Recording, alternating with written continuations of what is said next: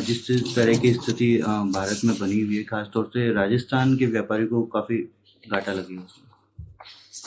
देखिए, इतना बड़ा कन्फ्यूजन पैदा हो गया है पूरे देश के अंदर, और सरकार को आगे आगे स्पष्ट करना चाहिए कि इसके क्या क्या इम्पैक्ट पड़ेंगे। सरकार को तो वित्त मंत्रालय को मालूम रहता है, अंदाज रहता, अंदाज तो कम से कम स्थिति स्पष्ट करनी चाहिए कि अगर 50% ही रहता है तो क्या इम्पैक्ट रहेगा, वो कम होता है तो अलग बात है। तो अभी तो 50 की बात ही हो रही है जो सुन रहे हैं हम लोग। अमेरिका की कोर्ट ने जरूर फैसला दिया है, वो भी आगे अपील में जा सकते हैं ट्रम्प, तो किसी को नहीं मालूम है। तो अभी जोधपुर जयपुर जैसी जगह है, और भी जगह हो सकती है जहाँ बड़े रूप में एक्सपोर्ट होता है, वहाँ के व्यापारी तो बहुत परेशान हो गए अभी से ही। यही बात पूरे हिंदुस्तान के अंदर विभिन्न राज्यों में होगी, जिसकी जानकारी तो मुझे तो है नहीं सब, पर बड़े बड़े नगर भी हैं, मेट्रो सिटीज भी हैं, तो क्या बीतरी होगी बड़े बड़े जो एक्सपोर्टर हैं उनके ऊपर। ये तो सोचने की बात है। पर इतना कन्फ्यूजन पैदा हो गया, इतना कन्फ्यूजन पैदा हो गया है। समय आगे स्थिति स्पष्ट करें, और जो बिल्कुल छोटे एक्सपोर्टर हैं उनके लिए कुछ सरकार स्कीम निकाले। तो खाली इसमें निवेशकर्ता की बात नहीं है, इसमें जो मजदूर या कारीगर काम करते हैं और नौकरी पैसा वाले लोग हैं, उन सब पे इम्पैक्ट पड़ेगा, और पड़ने लग भी गया है जो सुन रहे हैं। तो चिंता वाली बात होनी चाहिए।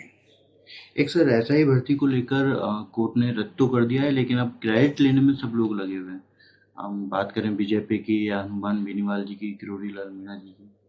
देखिए, मैंने तो कल कह दिया जो कहना था कि हमने बहुत बड़े स्टेप उठाए। हमारी गवर्नमेंट जिसने आजीवन कारावास, 10 करोड़ रुपए की पेनल्टी, संपत्तियां जब्त, और ये कमेटी बनाई हमने मिस्टर M.K. कुमावत की अध्यक्षता में, जो रिटायर्ड थे RPSC के chairman, additional secretary home ministry के अंदर, उनकी अध्यक्षता में, और उनके रिकमेंडेशन पे हमने एंटी चीटिंग सेल बनाया। तो ये जो कुछ भी कदम उठाए हमने, उसका इम्पैक्ट तो अब ये जो पकड़े जा रहे हैं, इसीलिए पकड़े जा रहे हैं कि हमने जो स्टेप उठाए थे, कानून पास किया असेंबली के अंदर, उसके कारण से एक माहौल बना है, और SOJ वाले पहुंचे हैं, तय तक जा पाए, और अरेस्ट लोग हो गए हैं। पर ये बीमारी जो है, आर्मी के अंदर एग्जाम होता है तब होती है, जुडिशियल एग्जाम करती है वहाँ होती है। राजस्थान के अलावा गुजरात, यूपी, पंजाब या कौन सा राज्य बचा हुआ नहीं, लगभग सब राज्यों में ये बीमारी है, और ये सबको तकलीफ देती है। और तो और जो नीट का एग्जाम था भारत सरकार का, जहाँ पूरे देश के बच्चे बैठते हैं, वो लीक हो गया पेपर, कितनी बड़ा झटका लगा था उस वक्त में। तो ये प्रॉब्लम कोई पक्ष विपक्ष से नहीं है, ये जो राजनीति कर रहे ना, ये नासमझ लोग हैं।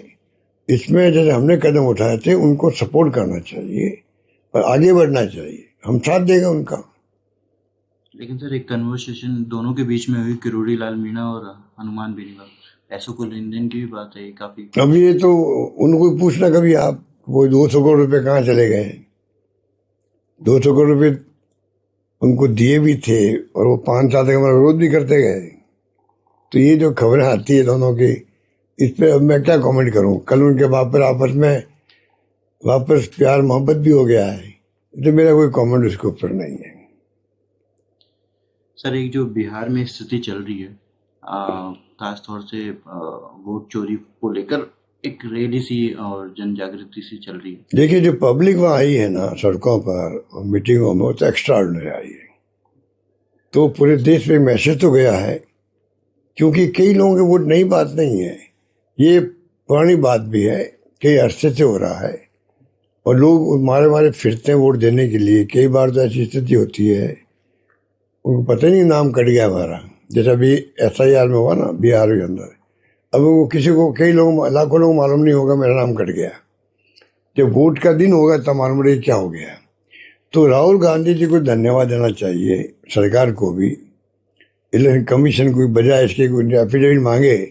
भाई, इस व्यक्ति ने एक इश्यू बना दिया देश के अंदर, हमेशा के लिए इतनी ट्रांसपेरेंट लिस्ट बन जाए, वोटर लिस्ट बन जाए, हमेशा के लिए बन जाए, कि उसमें कोई गड़बड़ हो ही नहीं, बगैर तहकीकात के नाम किसी कटे ही नहीं और बिना जांच के नाम जुड़े ही नहीं, ये प्रॉब्लम खत्म हो जाएगी। तो देश के और इलेक्शन कमीशन को आभारी होना चाहिए राहुल गांधी का।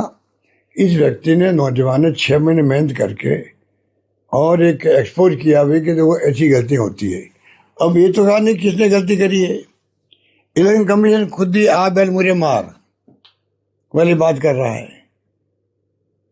और आ बैल मुझे मार से बैल मर गया। बिना मतलब उन्होंने उनको कहना चाहिए था हम जांच करवाएंगे। जांच करवाते, अगर में ईमानदारी होती वो जांच करवाते, बाद में बताते भाई ये कहाँ चूक हुई है, जिला स्तर पर हुई है, ब्लॉक पे हुई है, किस अधिकारी से हुई है, उनके लिए एक्शन होता। वो करने के बजाय आप एफिडेविट दे दीजिए। तो ये पूरी मिली भगत है इस सरकार के साथ में इलेक्शन कमीशन की, इसलिए आरोप लग रहे हैं उनके ऊपर। तो हम चाहते हैं जुडिशरी है, इलेक्शन कमीशन ऑफ इंडिया है, एजेंसी है ईडी, इनकम टैक्स, सीबीआई, ये तमाम प्रीमियर एजेंसी हैं देश की। अगर यही कमजोर होगी तो डेमोक्रेसी कहाँ रहेगी? तो हमें चिंता वो है, राहुल गांधी हो चाहे कोई कांग्रेस नेता हो, चिंता सबको ये है, विपक्ष की पार्टियों को, इस देश में डेमोक्रेसी बचनी चाहिए। अभी डेमोक्रेसी खतरे में आती जा रही है। जो लोग रोज सुनते हैं नई नई बातें, अभी नया बिल लेके आ गए अमित शाह जी हाउस के अंदर, तो क्या बिल लेके आ गया अचानक? क्या आपकी नीयत आपकी खोट है नीयत में, इसलिए उसको स्वीकार कोई नहीं कर रहा है। तो ये नई नई बातें जो हो रही है देश के अंदर, मोहन भागवत जी क्या बोल रहे हैं, अब नई बात छेड़ दी उन्होंने। तो ये पता नहीं क्या क्या चाहते हैं कि देश का भविष्य क्या हो, ये चिंता सबको होनी चाहिए, चाहे पक्ष विपक्ष को। उसकी बजाय आप एक तरफ आगे बढ़ रहे हो, तो ये मैं समझता हूँ कि उचित नहीं है। सर, एक राहुल गांधी जी और अखिलेश यादव जी के सामने तेजस्वी यादव ने खुद को सीएम कैंडिडेट बताया। ये देखिए ये वहाँ की बात है, वो तो राहुल जी जाने, तेजस्वी यादव जाने, अखिलेश यादव जाने, और वहाँ पे क्या बात हुई होगी वो सब उनके ऊपर है। मैं अभी गया नहीं हूँ, अब जाऊँगा, मैं कल जा रहा हूँ मैं, इसलिए मैं कल जाऊँगा, तब मैं मालूम करूँगा क्या स्थिति है वहाँ पर। ठीक है। एक सर, जगदीप धनखड़ जी ने रिटायरमेंट के लिए, वो पेंशन के लिए अर्जी लगाई है।